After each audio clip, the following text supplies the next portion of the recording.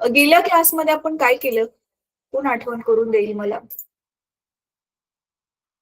हा, आपण heat chapter बघत होतो ना, लेटेंट हीट, अप्रकट उष्मा बघितला आपण. आणि आज हा, आणि परत ते अनोमलस बिहेवियर ऑफ वॉटर, पाण्याचे विसंगत आचरण, ते बघितले, राईट? चला आता पुढचं बघूयात आपण. मग मी खोलते तुमचं बुक, खोलते मुलांना.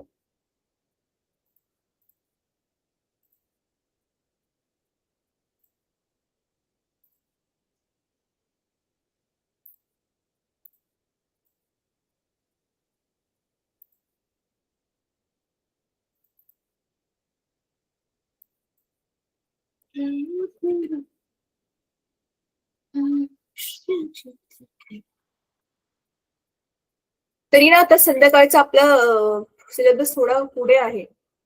तुम्हाला माहितीये मुलांना, आपण सकाळच्या टायमिंगला पण आता हल्ली ना लाईव्ह शिकवतो. कोणाला माहितीये? जी आश्रम शाळा असतात, तर ते जे हॉस्टेलवर राहून गव्हर्नमेंटने बनवलेले जे असतात, ते तिथे राहून जी मुलं शिकतात ना, तिथे शाळेमध्येच, म्हणजे शाळा असते आणि तिथेच त्यांची राहण्याची व्यवस्था एका बिल्डिंग मध्ये केलेली असते, हॉस्टेल असतात. हा, तर अशावाल्या विद्यार्थ्यांना आहेत का? अच्छा अच्छा. अशावाल्या विद्यार्थ्यांना ना आपण शिकवतो लाईव्ह सकाळच्या वेळी.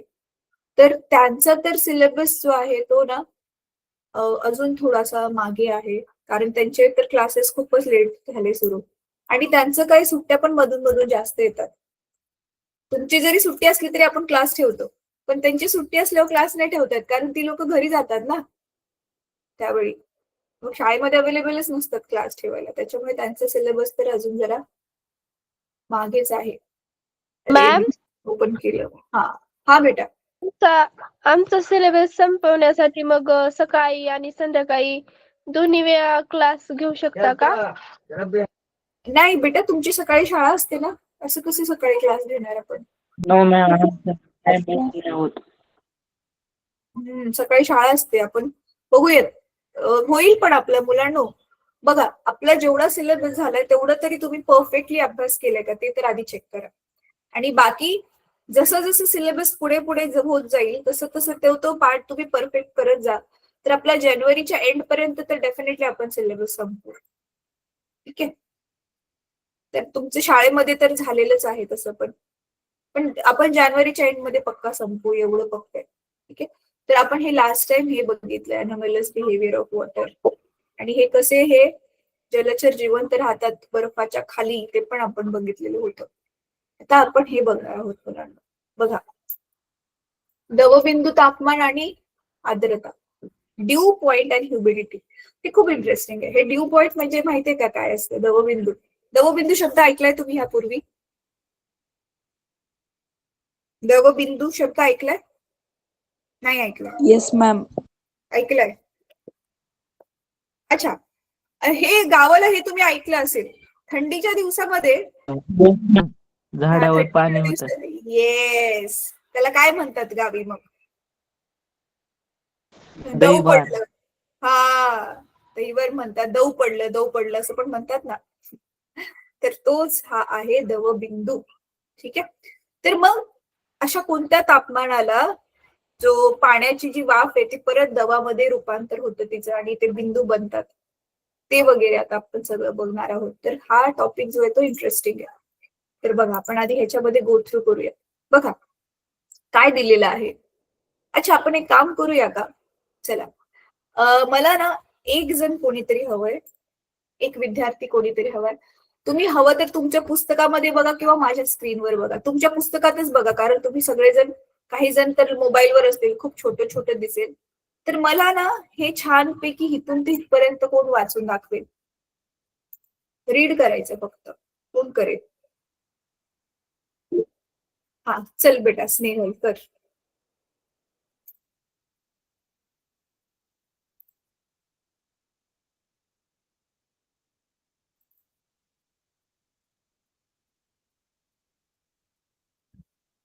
स्नेहल, तुझा आवाज नाही येतोय.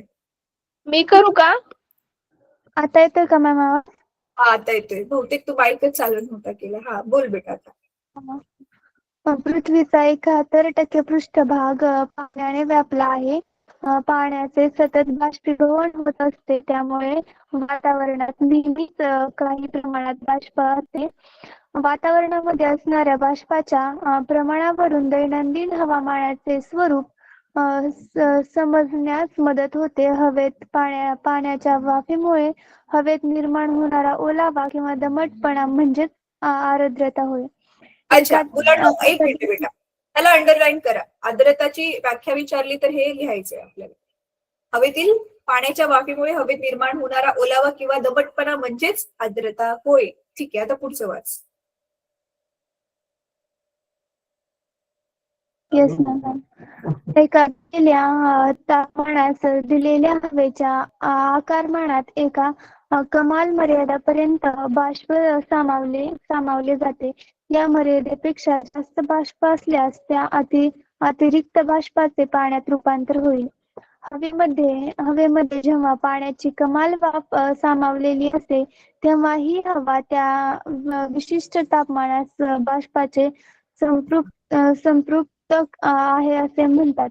हा संपृक्त होण्यासाठी लागणाऱ्या बाष्पाचे प्रमाण तापमानावर अवलंबून असते. तापमान कमी असल्यास हवा संपृक्त होण्यास कमी बाष्प लागते. उदाहरणार्थ 40 अंश सेल्सिअस तापमानाच्या 1 किलोग्रॅम कोरड्या हवेत जास्तीत जास्त 49 ग्रॅम पाण्याचे बाष्प सामावू शकते व ती हवा बाष्पाचे संपृक्त होते. म्हणजेच अशा हवेत बाष्पाचे प्रमाण अधिक असल्यास अतिरिक्त बाष्पाचे संघनन होते. परंतु कोरड्या हवेचे तापमान 20 अंश सेल्सिअस असल्यास ती हवा 14.7 ग्रॅम एवढे बाष्प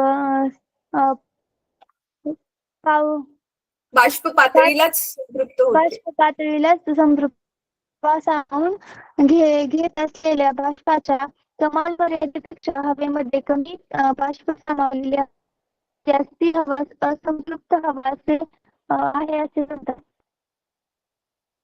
ठीक आहे, थांब बेटा. अच्छा, मला माहितीये मुलांना हे तुम्हाला काहीच कळलं नसेल. अच्छा, तुमच्यापैकी कोणी आहे ज्याला कळलं हे, जिने जे वाचलंय हा पॅरेग्राफ? वरचं तर तुम्हाला आर्द्रतापर्यंत कळलं असेल की आपल्या पृथ्वीवर 71% पाणी आहे, तर त्या पाण्याची वाफ होते आणि तीच हवा म्हणजे तीच पाण्याची वाफ म्हणजेच बाष्प बनून ती काय असते, आपल्या वातावरणात असते. म्हणजे आता आपल्या आसपास पण पाणी आहे, पण ते पाणी कशाच्या स्वरूपामध्ये आहे? पाण्याच्या वाफेच्या स्वरूपात, बाष्प स्वरूपामध्ये. बरोबर आहे. तर तेच हवेमधला मग जो दमटपणा आहे, ओलावा आहे, त्यालाच आपण काय म्हणतो? आर्द्रता. आर्द्रता म्हणजे काय? हवेमध्ये पाण्याची वाफ किती सामावलेली आहे. आता पुढच्या पॅरेग्राफ मध्ये जे सांगितलंय ना मुलांनो, ते ना समजायला थोडस जे आहे ते एकदम सरळ सरळ साधं सोपं नाहीये. त्याच्यामुळे मी आता जसं तुम्हाला एक्सप्लेन करते, आधी मी काय सांगते ते नीट ऐकून घ्या. ठीक आहे. हा ना तुम्ही हवं तर घरी एक्सपेरिमेंट करून बघा. ठीक आहे. ह्याला कारण जास्त काय नाही पाहिजे. काय करा ना, आपला एकदम छोटावाला पेला असेल ना, जेवढा छोट्यातलं छोटा असेल भांड ते घ्या. ठीक आहे. छोटासा पेला घ्या, त्या पेल्यामध्ये पाणी घ्या. काय करायचंय? हळूहळू 1 चमचा मीठ टाकायचं, विरघळवायचं. परत अजून 1 चमचा मीठ टाकायचं, विरघळवायचं. टाकत जायचं जोपर्यंत मीठ विरघळणं बंद होत नाही. एक पॉइंट असा येईल की आता मीठ विरघळतच नाहीये पाण्यात. का बरं? मीठ किंवा साखर पण घेऊ शकता. अरे मीठ नका घेऊ, साखरच घ्या. कारण ते साखरेचं पाणी तरी तुम्ही चहा बनवायला वापरसाल, ते मिठाच्या पाण्याचं काय करणार? तर साखर घ्या. तर का नाही विरघळत साखर मग पुढे? कारण माहितीये तुम्हाला ह्याचा अर्थ काय? साखरेने जे पाणी होतं ना, ते आता ते काय झालेलं, तो शब्द दिलाय बघा, संपृक्त हा शब्द दिलेला आहे इथे. संपृक्त म्हणजे काय माहितीये का? पोटा पूर्ण भरलाय. उदाहरणार्थ आज ना एक्झाम्पल घेऊया. समजा आज आपला कोणता तरी छानसा सण आहे आणि आईने बनवली पुरणपोळी. तर एकदम पोट संपृक्त होईपर्यंत आपण जेवतो की नाही? त्याच्यानंतर आणखी कोणी म्हटलं ना, अरे चल अजून एक गुलाबजामुन खा, तर भलेही तो गुलाबजामुन असेल पण पोट खूप जास्त भरलं असेल तर आपण काय म्हणतो? नाही नाही नको आता मला. ह्याचा अर्थ काय? आपलं पोट आता पूर्ण संपृक्त झालंय. तसंच संतृप्त होणं म्हणजे काय? संतुष्ट होणं. आता ती कॅपॅसिटी संपली, आता ह्याच्यापेक्षा जास्त लोड घेऊ नाही शकत कुठली पण वस्तू. तसंच इथे काय होतंय ना मुलांनो, आता हे नीट ऐका. पाण्याच्या वाफेला जसं की आपल्या हवेने पकडून ठेवले है ना, आणि म्हणून हवेमध्ये काय आहे, आर्द्रता आहे, ज्याला आपण बाष्प म्हणतो. बरोबर आहे. पण आता हवा पाण्याच्या किती वाफेला पकडून ठेवू शकते ते कशावर अवलंबून आहे, तापमानावरती. मग तेच इथे एक्सप्लेन केलेलं आहे बघा, नीट बघा.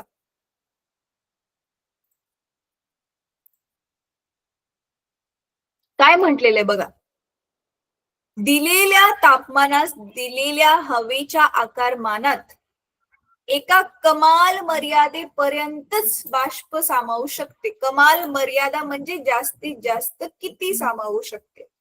अच्छा, जसे की आता बघा आपल्या प्रत्येकाची कमाल मर्यादा, आपण किती पोळ्या खाऊ शकतो वेगवेगळी आहे. अच्छा, तुम्हाला काही प्रॉब्लेम नसेल तर तुम्ही चॅटमध्ये टाकू शकता की तुम्ही किती पोळी खाऊ एका वेळी जेवायला बसल्यावर जास्तीत जास्त तुम्ही किती पोळ्या खाऊ शकता, सांगा बरं. मी जात नाही. हा, सानियाने 2 दिले, पूर्वाने 1. हा राईट, संपृक्त होऊन जाईल. ज्ञानेश्वरने 2 लिहिलेलं आहे. ओके, ऍक्च्युली तसं पोळ्यांच्या साईज वरती पण डिपेंड करतं है ना. तर तसंच इथे पण काय आहे ना, हवेची पण आपली एक लिमिट आहे की ती केवढं बाष्प स्वतःमध्ये सामावून ठेवू शकते, आणि ते कशावर डिपेंड आहे, तिचं लिमिट ते तापमानावर डिपेंड आहे. जसं बघा आपण थंडीच्या दिवसात आपण नॉर्मली ना जास्त जेवतो, उन्हाळ्यामध्ये आपण कमी जेवतो, कारण उन्हाळ्यात जास्त तहान लागते ना, तर पाणी जास्त पितो. आणि थंडीमध्ये भूक जास्त लागते. का थंडीत भूक जास्त लागते, कारण बाहेर वातावरण थंड आहे, त्याच्यामुळे आपल्या शरीराला आतून उष्णता जास्तीत जास्त निर्माण करावी लागते आपल्याला गरम ठेवण्यासाठी बाहेरच्या वातावरणाच्या तुलनेत. मग ती उष्णता कशातून मिळते बॉडीला, जेवणातून मिळते. त्याच्यामुळे बघा थंडीच्या दिवसात आपल्याला जास्त भूक लागते है ना. तसंच हवेचं पण आहे, हवा किती बाष्प स्वतःमध्ये पकडून ठेवू शकते ते कशावर डिपेंड आहे, तापमानावरती डिपेंड आहे. बघा, या मर्यादेपेक्षा जास्त बाष्प असल्यास, एक्स्ट्रा जर हवेमध्ये पाण्याची वाफ झाली तर काय होते, अतिरिक्त बाष्पाचे पुन्हा पाण्यात रूपांतर होईल, कळते. आणि हवेमध्ये जेव्हा पाण्याची कमाल वाफ सामावलेली असते तेव्हा ती हवा त्या विशिष्ट तापमानास बाष्पाने संतृप्त आहे असे म्हणतात. आता हे मार्क करा, संतृप्त, ह्याला प्रश्न हा विचारला जाऊ शकतो की बाष्पाने संतृप्त हवा म्हणजे काय, हा एक प्रश्न असू शकतो. किंवा असं पण विचारू शकतात आपण केव्हा असे म्हणतो की हवा बाष्पाने संतृप्त झालेली आहे, हा पण प्रश्न विचारला जाऊ शकतो. तर ह्याला अंडरलाईन करू. पुढे आता काय लिहिलेलं आहे बघा, हवा संतृप्त होण्यासाठी लागणाऱ्या बाष्पाचे प्रमाण तापमानावर अवलंबून असते. तर तापमान कमी असल्यास, आता हे खूप महत्वाचं आहे बघा, तापमान कमी असल्यास हवा संतृप्त होण्यास कमी बाष्प लागते. थंडीमध्येच का दवबिंदू बनतात, थंडीमध्येच ते दैवर का पडतं, उन्हाळ्यात का नाही पडत, कारण थंडीमध्ये तापमान कमी आहे, बरोबर आहे. तर हेच बघा, तापमान कमी असल्यावर हवेला संतृप्त होण्यासाठी बाष्प पण कमी पाहिजे, त्याच्यामुळे जे एक्स्ट्रा बाष्प आहे, तापमान कमी असल्यावरती ते बाष्प थंड होणार ना परत मुलांना, परत त्या वाफेचं पाण्यामध्ये रूपांतर होणार, आणि मग ते पाण्याचेच बिंदू आपल्याला कशावर, त्या पानांवर झाडाच्या दिसतात. आणि ना तुम्ही थंडीच्या दिवसात अनुभव करा, कपडे जर बाहेर असतील ना रात्रभर, ते कपडे थोडेसे ओले होतात, पाऊस आलेला नसला तरी पण. कशामुळे, हे दवबिंदू पडतात ना त्याच्यावरती, राईट. आता उदाहरण पण दिले बघा, उदाहरण काय दिलेलं आहे, आता 40° तापमान आहे. आता 40° बघा तापमान हे उन्हाळ्यामध्येच जातं, मग आता इथे आपण उन्हाळ्याबद्दल बोलतोय. तर 40° तापमानाच्या 1 किलोग्राम कोरड्या हवेत, म्हणजे हवेचं वजन किती घेतो आपण, 1 किलोग्राम, ठीक आहे. तर त्याच्यात किती जास्तीत जास्त हवा किती ग्रॅम बघा, 1 किलोग्राम मध्ये 49 ग्रॅम, किती कमी आहे ती है ना, तेवढी सामावू शकते. आणि पण थंडीमध्ये बघा, आणि ज्यावेळी थंडीमध्ये तापमान आता हे 40चं 20 झालंय, त्यावेळी तुम्ही बघताय हे 49चं सरळ खाली आलंय, 14.7 ग्रॅम, एकदम कमीच हवा त्याच्यामध्ये सामावू शकते. म्हणजे तेवढ्यामध्येच हवा काय होईल, संपृक्त होईल, एवढंस पाण्याची वाफ जरी भेटली. मग आता तुम्ही बघू शकता, मग ही 14.7 ग्रॅम पेक्षा जी जास्त पाण्याची वाफ आहे ती काय होईल, पाण्यामध्ये परत त्याचे दवबिंदू बनतील. कळते?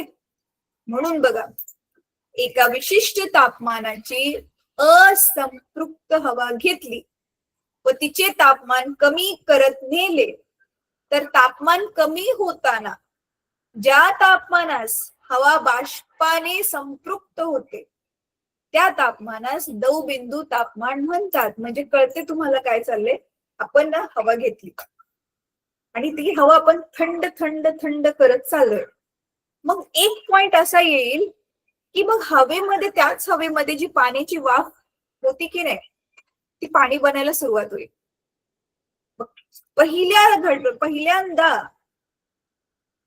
पहिला बदल जो आपल्याला पहिला दवबिंदू जसं बनताना दिसतोय, तर तो जो तापमान आहे त्याला आपण काय म्हणणार आहे, दवबिंदू तापमान आहे. म्हणजे 40 वरती तापमान होतं, पण त्याला कमी कमी करत 40, 39, 38, 37, 36 असं खाली खाली खाली खाली येत चाललोय आपण. तर त्याच्यामुळे काय होणार आहे, मग हवेचं कशामध्ये रूपांतर होणार आहे, म्हणजे ह्याचं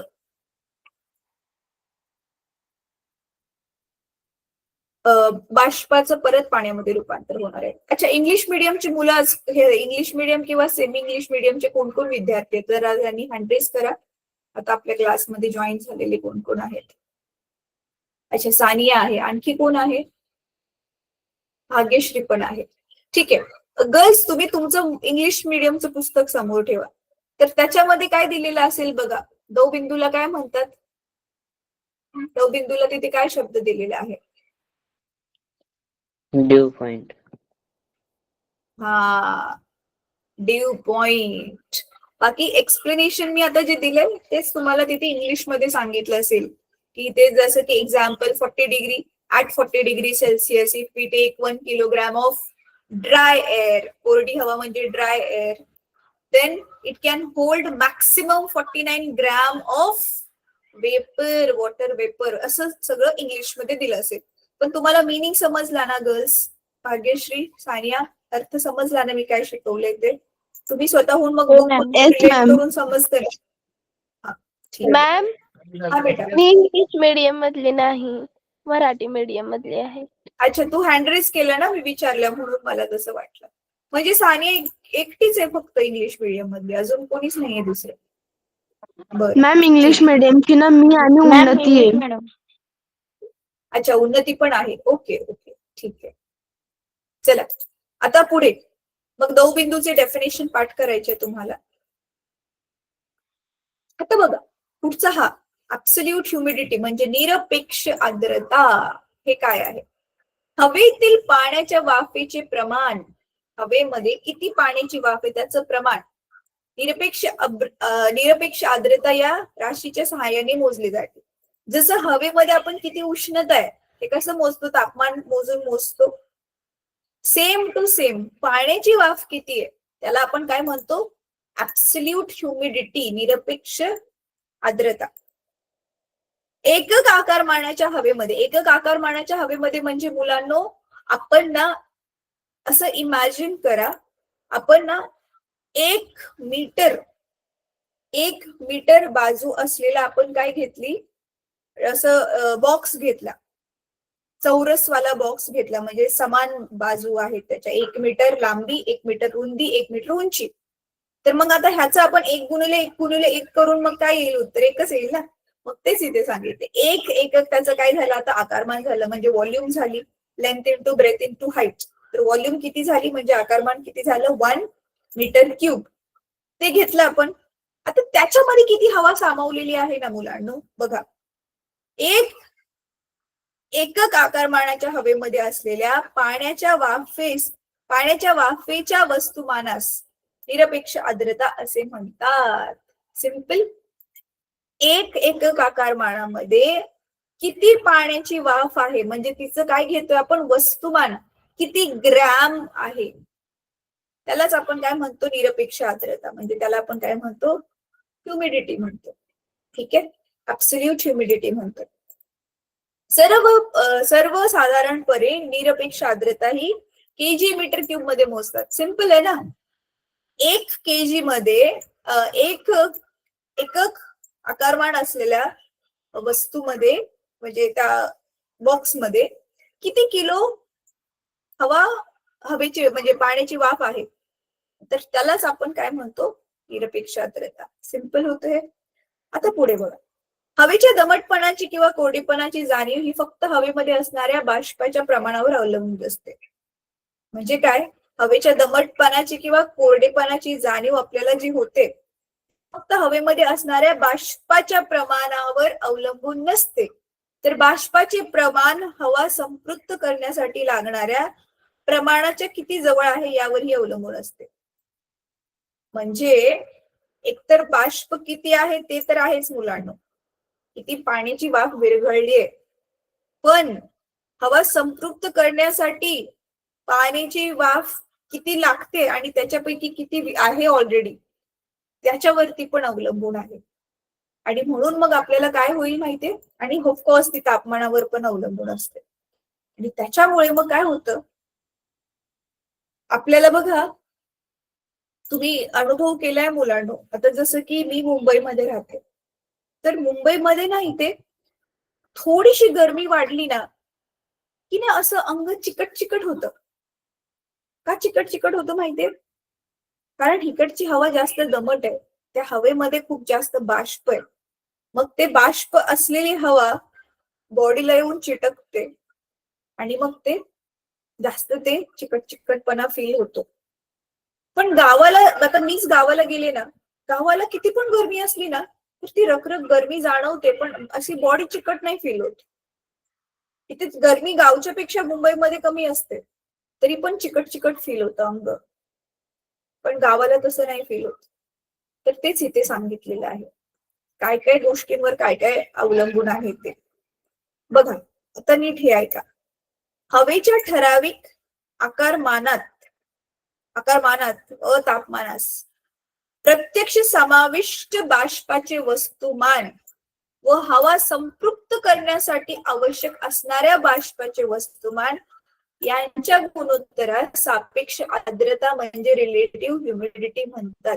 आता ही सापेक्ष आर्द्रता आपण का काढलेली आहे बघा, शेकडा सापेक्ष आर्द्रता. तर हे अंशाने छेद लिहून गुणाकार 100 ने केलेला आहे. कारण ही सापेक्ष आर्द्रतेवरतीच ह्याच्यानेच आपल्याला अंदाजा लागू शकतो की बघा आर्द्रता किती आहे. हवेमधली आर्द्रता तापमानानुसार बदलते. पण आता समजा थंडीत चालू आहे ना, तर हवेमध्ये समजा आर्द्रता किती आहे आपण मानूया, जसं आता मगाशी इथे दिलेलं ना 14.7 14.7. तर समजा आज जी आहे हवेमधली आर्द्रता जी आहे ती 18 ग्रॅम आहे. 20 अंश तापमानाला 18 ग्रॅम हवाय. तर तुम्ही बघू शकता की दव बिंदू जो आहे म्हणजे किती पाहिजे संतृप्त होण्यासाठी, किती गरज आहे हवेची, किती बाष्पाची गरज आहे, 14.7 आणि आहे किती 18. मग काय होईल, खूप जास्त दव पडेल ना मग रात्रीच्या वेळी, है ना. कारण एक्स्ट्रा जी हवा आहे आपली 18 मधून 14.7 वजा केल्यावरची एक्स्ट्रा वाली जी हवा आहे ती काय होणार आहे, जे बाष्पामध्ये रूपांतर होणार आहे 20 अंशाला. आता समजा हीच गोष्ट मी 30 अंशाला बोलते. समजा आता 2 दिवसानंतर किंवा मागच्या काही दिवसांमध्ये एका दिवशी तापमान 30 अंश होतं आणि हवेमध्ये 18 ग्रॅमच होती बाष्प, 18 ग्रॅमच होती. पण त्या दिवशी काही दवबिंदूच नाही पडले. का बरं? कारण हवेची बाष्पाला धरून ठेवायची जी क्षमता आहे ती वाढली ना. तापमान जसं जसं वाढत जातं तसं बाष्प धरून ठेवायची जी क्षमता आहे ती पण वाढत जाते. म्हणून आपण हे सापेक्ष आर्द्रता का काढतोय की किती ताकद किती आहे हवेची आणि तिच्याकडे आहे किती, ह्या दोघांचे ज्यावेळी आपण गुणोत्तर काढतो त्याने आपल्याला चांगला अंदाजा लागतो की दवबिंदू पडतील की नाही पडतील, किंवा किती गरम होईल किंवा किती कमी गरम होईल, आपल्याला किती गरमी जाणवेल. म्हणून आपण हे सापेक्ष आर्द्रता त्याची मोजतो. ठीक आहे. आणि शेकडा असल्यामुळे तुम्हाला ऑलरेडीच माहिती आहे, जेव्हा पण आपण पर्सेंटेज काढतो, शेकडा काढतो, त्यावेळी 100 ने मल्टिप्लाय करतो, म्हणून तिथे शेकडा सापेक्ष आर्द्रतासाठी इंटू 100 केलेलं आहे. ठीक आहे. तर बघा, दवबिंदू तापमानात सापेक्ष आर्द्रता 100% असते, है ना. मी आता तेच एक्सप्लेन केलं की नाही. अंश आणि छेद समान होऊन जातो ना. हवेची ताकदच आहे 14.7 ग्रॅम हवा बाष्प होल्ड करायची, आणि जसं ती पाण्याची वाफ 14.7 ग्रॅमला पोहोचेल, वरची जी आता एक्स्ट्रा हवा आहे ती दवबिंदू मध्ये चेंज होणार आहे. म्हणून आता 14.7 भागिले 14.7 गुणिले 100 कॅन्सल होऊन ह्युमिडिटी किती झाली? 100%. आता मुलांना तुम्ही ना काय करा माहितीये, ह्या पुढे कधी बातम्या बघसाल ना, तर बघा एक तर दाखवतात कमाल तापमान आणि किमान तापमान. कमाल तापमान आणि किमान तापमान काय असतं कोण सांगेल? आजचे कमाल तापमान एवढे एवढे आहे, किमान तापमान एवढे एवढे आहे, असं म्हणतात की नाही बातम्यांच्या शेवटी आपल्या हवामानाची माहिती घेऊया. जास्तीत जास्त तापमान व कमीत कमी तापमान. व्हेरी गुड बेटा. आता हे जास्तीत जास्त तापमान कधी भेटू शकतं आपल्याला? म्हणजे काय म्हणायचंय ह्यांना नक्की? किमान म्हणजे कमीत कमी आणि कमाल म्हणजे जास्तीत जास्त. हा, पण बघा ना, आपलं आजचं सांगतात आहेत ना ते, तर आजचा तर हा एकच दिवस आहे, तर एकाच दिवसाची 2-2 तापमान कशी काय सांगतात येते?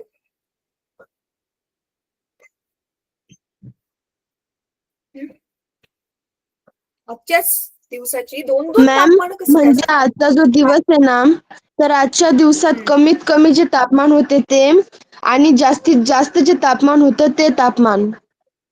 येस, तर कमीत कमी तापमान आपल्याला किती वाजता बघायला भेटेल आणि जास्तीत जास्त किती वाजता बघायला भेटेल? कमीत कमी तापमान सकाळी सकाळी किंवा संध्याकाळी रात्री बघायला मिळेल व जास्तीत जास्त तापमान दुपारी व 12 वाजता बघायला मिळेल. येस, व्हेरी गुड बेटा. दुपारी मुलांना सूर्य असतो, सूर्याची उष्णता असते, त्याच्यामुळे दुपारचं तापमान जे आहे तुमचं जास्तीत जास्त असेल, है ना. आणि रात्रीच्या वेळी पण बघा मुलांनो, लगेच रात्री तुम्ही स्वतः पण हा अनुभव घेतला असेल. आपली हल्ली तर तुमच्या सगळ्यांकडे स्मार्टफोन्स आहेत, त्याच्यामध्ये बघा एक वेदर म्हणून एक ऍप असते, ते आपलं तापमान सांगते, किती वाजता किती किती तापमान आहे ते प्रॉपरली प्रत्येक तासाचं तापमान ती सांगते. तर त्याच्यावरून आपण पुढे पुढे गेलो ना, तर तुम्हाला दिसेल की सकाळी 6-7 वाजताचं तापमान सगळ्यात जास्त दाखवतं. का बरं तसं? कारण आता बघा, सिंपल गोष्ट आहे, समजा तुम्हाला बर्फ बनवायचंय, फ्रीज मध्ये लगेच बर्फाचं ते भांड भरून ठेवले लगेच बर्फ बनतो का? त्याला कूल व्हायला वेळ लागतो ना. तसंच सूर्य मावळला की त्याच्यानंतर ना सगळ्या वस्तूंचं तापमान खाली खाली पडायला सुरुवात होते, आणि सगळ्यात जास्त खाली पडून तापमान कधी होतं? सकाळपर्यंत पूर्ण तापमान खाली पडलेलं असतं. म्हणून बघा, पहाटे जरा जास्त थंडी वाजते रात्रीच्या तुलनेमध्ये. जर कधी तुम्ही ह्या गोष्टींचं निरीक्षण केलं असेल तर. केलंय तुम्ही ह्या गोष्टींचं निरीक्षण?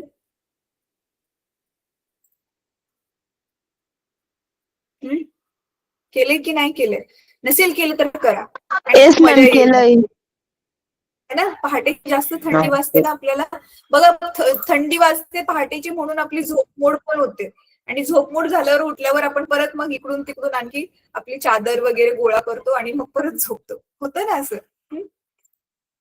तर पहाटे पहाटे जास्त थंडी वाजते, कारण त्यावेळी सगळ्यात किमान तापमानावर आपण पोहोचतो, आणि दुपारच्या वेळी कमाल तापमानावरती आपण पोहोचतो. ठीक आहे. तर चला, आता हा वाला पॅसेज आपण कंप्लीट करूयात. बघा पुढे काय सांगितलेलं आहे आता.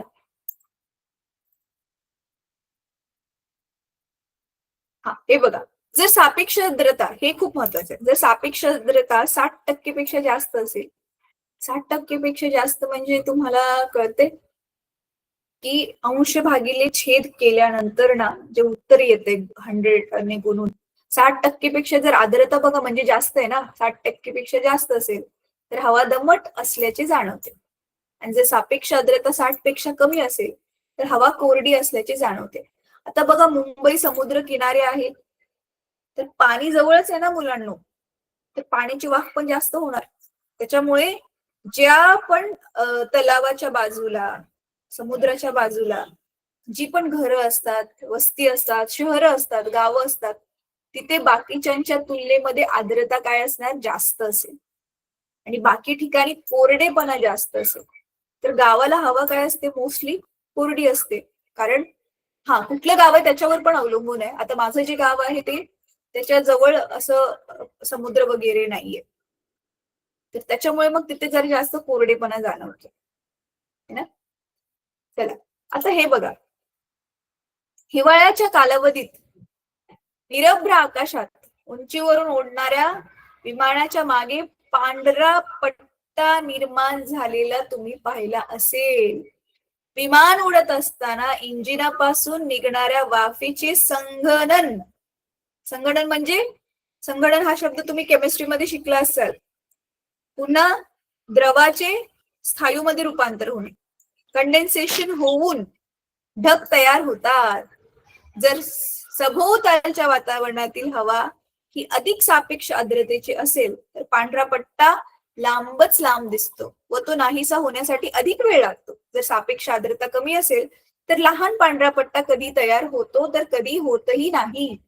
आता मला तुम्हाला माहिती काय वाटायचं लहानपणी मुलांना, हे तुम्ही कोणी कोणी हे आकाशामध्ये असे पांढरे पट्टे बघितलेले, हातवर करा जरा. कुणीच नाही बघितलं तुम्ही आकाशामध्ये पांढरा पट्टा जर होता ना, कधीच नाही बघितला आजपर्यंत. येस मॅम, बघितला.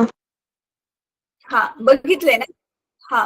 तर मग बघा, हा जो पांढरा पट्टा मी पण लहानपणी बघायचे ना, लहानपणी काय, हे मी फिजिक्स मध्ये जोपर्यंत वाचलं नव्हतं तोपर्यंत मला काय वाटायचं माहितीये, कुठल्या तरी देशाने ना रॉकेट सोडले आणि त्या रॉकेटमुळे तो पांढरा पट्टा बनलाय असं मला आधी वाटायचं. ठीक आहे, तर हे येस मॅम, रॉकेटमुळे पण मला पण असंच वाटतं. नाही, पण ते आता एवढे सगळे रॉकेट कुठून जाणार आहेत ना, आपल्याला जर काही दिवसानंतर तो पांढरा पट्टा मधनं अधनं दिसतोच, तर ती विमानं जातात. रॉकेट नाही, ते आहे रॉकेटमुळे नाहीये, ते विमानामुळे तो पांढरा पट्टा बनतो. ठीक आहे, आता हे बघा, ही दोन गोष्ट, हेच आता आपण जे शिकलो. थंड पाण्याची मॅम, बाटली फ्रीज मधून तो काढून ठेवल्यावर पांढरा पट्टा विमानामुळे तयार होतो ना, मग आपण जेव्हा रात्री किंवा सकाळी दिवसा कधी विमान उडताना पाहतो तर तेव्हा का तो पट्टा तयार होत नाही? तू सांग बरं डोकं लावून, का बरं होत नसेल? दिवसाचं तापमान कसं असेल रात्रीच्या तापमानापेक्षा? दिवसाचं तापमान जास्त असतं. दिवसाचं तापमान जास्त असतं. तापमान जास्त असल्यावर काय, तापमान जास्त असल्यावर काय होतं, बाष्प पकडून ठेवायची हवेची कॅपॅसिटी वाढते ना, त्याच्यामुळे ती वाफ पहिला पकडून ठेवते, त्यावेळी ते पाण्यामध्ये रूपांतर संघनन नाही होत, कळते. त्याच्यामुळे मग तो दिवसा आपल्याला पट्टा नाही दिसत, कारण संघननच नाही होते. ओके, चला, तर इंटरेस्टिंग होता ना हा टॉपिक. आता इथे आता बघा, पाण्याची बाटली आपण फ्रीज मधून काढून बाहेर ठेवल्यावर काय होतं, थोड्या वेळानंतर पाण्याचे धवबिंदू दिसतात ना बाटलीवरती पण बनलेले, सेम टू सेम. बघा, हिवाळ्याच्या पहाटेच्या वेळी गवताचे पाण्याचे, झाडाच्या पाण्याचे निरीक्षण करा, गाडीच्या काचांचे निरीक्षण करा. Yes ma'am. हे आता त्याच एक्सप्लेनेशन दिलेलं आहे. आता आहे उष्णतेचे एकक, युनिट ऑफ हीट. आता हे काय नवीन नाहीये मुलांना, हे आपण 8वी मध्ये शिकलोय, ह्याची गणित पण सोडवलीत आपण, आठवते ना. उष्णता ही ऊर्जा आहे, म्हणून आपण तिला जूल मध्ये मोजतो, आणि सीजीएस युनिट आपण कशामध्ये मोजतो, कॅलरी मध्ये मोजतो, राईट. हे खूप महत्वाचं आहे, हे पण आपण 8वी मध्ये बघितलेलं होतं. बघा, 1 किलोग्राम पाण्याचे तापमान 1 अंशने वाढवण्यासाठी लागणाऱ्या उष्णतेस किलो कॅलरी उष्णता असे म्हणतात. तर 1 ग्राम पाण्याचे तापमान हे 14.5 ते 15.5 म्हणजेच 1 अंशने वाढवण्यासाठी लागणाऱ्या उष्णतेस 1 कॅलरी म्हणतात. बघा किलोग्राम असेल तर बघा किलोग्राम असेल तर किलो कॅलरी, नुसतं ग्राम असेल तर नुसतं कॅलरी, राईट. तर मोठ्या प्रमाणातील उष्णता मोजण्यासाठी आपण काय वापरतो, किलो कॅलरी हे युनिट वापरतो. आणि 1 किलो कॅलरी किती असते बघा मुलांनो, 1000 कॅलरी. सिंपल ना, 1 किलो कॅलरी 1000 कॅलरी. 1 किलोच आपण रूपांतर करतो तर हजारानेच गुणतो ना. तर हे गोष्ट पण जरा तुम्ही लक्षात ठेवा. ठीक आहे, आता आपण काय करूयात, अच्छा हे वाले जे आहे ना मुलांना स्पेसिफिक हीट कॅपॅसिटी, हा जरा मोठा टॉपिक आहे, तो आता आपलं शिकून पूर्ण नाही होणार. हा आपण नंतर करून ह्याच्यावर बघा आधारित ही गणित पण आहेत.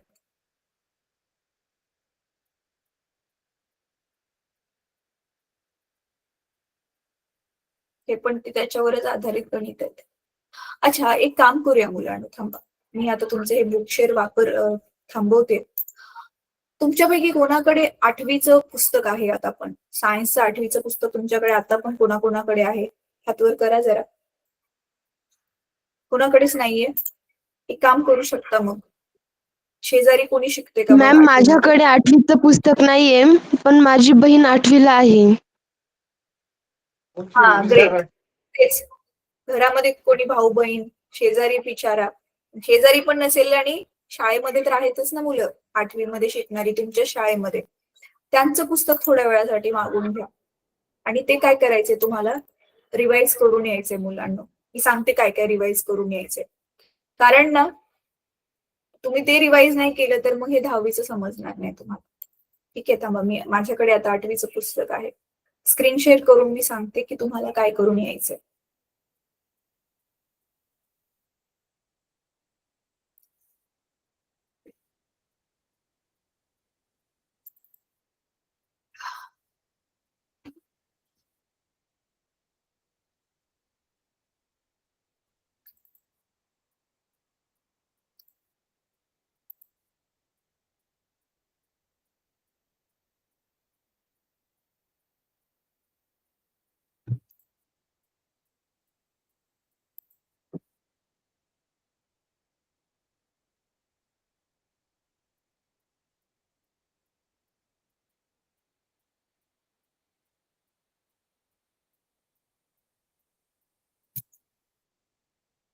थोडस वेळ लागला ह्याला आज जास्त. हा हे बघा, हे तुमचं 8वीचं पुस्तक आहे, सामान्य विज्ञान.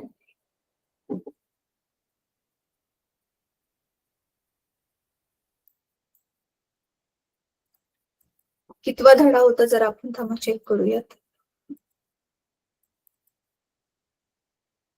काय होतं धड्याचं नाव आठवतंय तुम्हाला? उष्णतेशी रिलेटेड जो आपल्याला 8वीला धडा होता त्याचं नाव आठवतंय? हे बघा, उष्णतेचे मापन व परिणाम दिसतोय. हे सेम टू सेम पॅटर्न दिसते मुलांनो, उष्णता, ध्वनी आणि मग प्रकाश. ह्या वर्षी आपल्याला फक्त ध्वनी नाहीये पण प्रकाश आहे, है ना. तर चला हे Yes, नाही ma'am.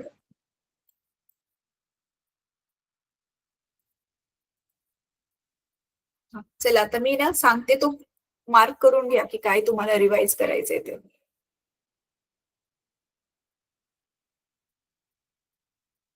हे बघा दिसते तुम्हाला, सुरुवात केल्या केल्याच ह्यांनी गणित दिलेली आहेत. हे बघा, उष्णतेचे SI युनिट होतं ना, हेच आता आपण रिपीट केलं सेम टू सेम. आता पुढे बघा तुम्हाला कुठून रिवाइज करायचं. एकतर हे तापमान काय असते हे एकदा वाचून काढा, आणि इथे उष्णता आणि तापमानामधला फरक हा खूप खूप जास्त महत्वाचा आहे मुलांना. हा मी तुम्हाला शिकवलेला पण तुम्हाला विसरलं असेल मला माहिती, आणि ही गतिज ऊर्जा, सरासरी गतिज ऊर्जा वगैरे हे काय कळणारच नाही तुम्हाला. तरी पण वाचून या, मग मी आधी ह्याच्यामधून हे तुम्हाला एक्सप्लेन करेन उष्णता आणि तापमान ह्याच्यामधला काय फरक येतो. आणि मग ही बघा, हा हे दिसतं ते सी वालं दिसतंय, हे तापमानाला सेल्सिअस मधून फॅरेनहाइट मध्ये कन्वर्ट कसं केलंय हे फक्त रिवाइज करा. हे डिटेल मध्ये नाही वाचलं तरी पण चालेल. हे दिसते सूत्र, क्यू म्हणजेच आपण उष्णता मोजतोय. म्हणजे काय? पाणी ठेवलं मी गरम करायला, त्या पाण्याला गॅसवरून आपण जी उष्णता देतोय ना, ती उष्णता मोजणं मुलांना. तापमान किती वाढलंय ते नाही, आपण किती उष्णता दिली ते आपण इथे मोजतोय. ठीक आहे, तर त्याच्यासाठी हे सूत्र आहे. विशिष्ट उष्मा दिसते, हेच होतं पदार्थाचा विशिष्ट उष्मा. मी आपण म्हटलं नेक्स्ट क्लासमध्ये करूया, तर हा टॉपिक तुम्ही ऑलरेडी 8वी मध्ये पण केलाय.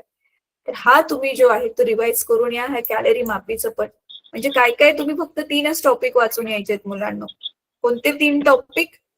एक तर हे उष्णता आणि तापमान, ह्याच्यामध्ये काय फरक आहे, त्याच्यानंतर ना विशिष्ट उष्मा आणि हे कॅलरी मापी. ह्या 3 गोष्टी पुढच्या क्लासमध्ये वाचून या, तरच तुम्हाला काय होईल, हे आत्ताच मी जे शिकवणार आहे पुढच्या तासामध्ये ते तुम्हाला चांगलं समजेल.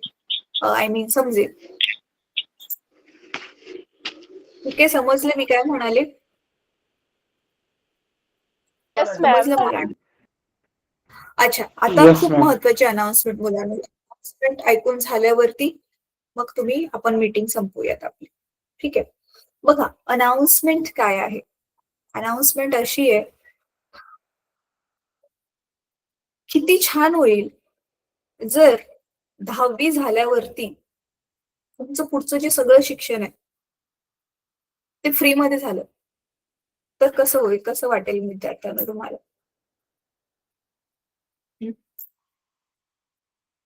काहीच ऍडमिशन फीज वगैरे काही नाहीये. जे हेवी पैसे भरवून शिकतात लोक, तर ते काहीच नाही करायचे. तर आपला आता जो शनिवारी येतोय ना, त्या शनिवारी ज्यावेळी तुमच्या पालकांबरोबर आपली मीटिंग ठेवलेली आहे ती खूप महत्वाची आहे. जे विद्यार्थी तुमच्या शाळेमध्ये आहेत, आपल्या ऑनलाईन क्लासमध्ये पण आधी यायचे, येत नाहीये, त्यांना पण हे सांगा की तुम्हाला आपण एका स्कॉलरशिप एक्झामसाठी प्रिपेअर करणार आहोत. सिलेबस जो आहे तो 10वीचा आपण जो करतोय बऱ्यापैकी तोच असेल, त्याच्यावरतीच आधारित असेल ती. मग जी मुलं त्या स्कॉलरशिप एक्झाम मध्ये खूप चांगल्या मार्कांनी पास होतील त्यांना एका संस्थेतर्फे जे आहे ते पूर्ण शिक्षण मोफत मिळेल. तर सॅटर्डेला जे आहे ते तुम्ही सगळेजण पक्का जॉईन व्हा त्या मीटिंगसाठी, तुमच्या पालकांना घेऊन. मॅम, कोणती परीक्षा?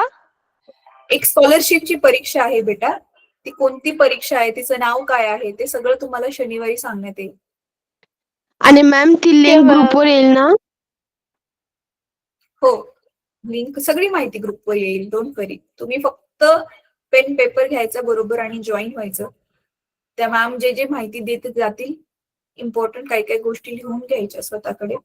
आणि सगळं मॅम सिलेबस त्यांचाच असेल ना? ते सगळं सांगण्यात येईल बेटा. काय काय सिलेबस आहे, कधी एक्झाम असेल, पेपरचा पॅटर्न कसा असेल, पास होण्यासाठी किती मार्क्स हवेत, सगळं सांगण्यात येईल. आणि मॅम 11वी 12वीचं शिक्षण ही सगळं? सगळं 11वी 12वीचं नाही नुसतं बेटा.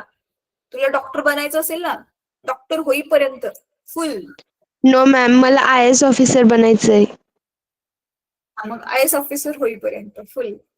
जे पण तुम्हाला काय बनायचंय, जोपर्यंत तुम्ही पूर्ण शिक्षण, जोपर्यंत तुम्हाला आणखी शिकायचंय, अजून 5 वर्ष शिकायचंय, 10 वर्ष शिकायचंय, तरी सुद्धा बहुतेक ते आहे. म्हणजे ग्रॅज्युएशन होईपर्यंत तर आहेच आहे, तेवढं पक्का आहे.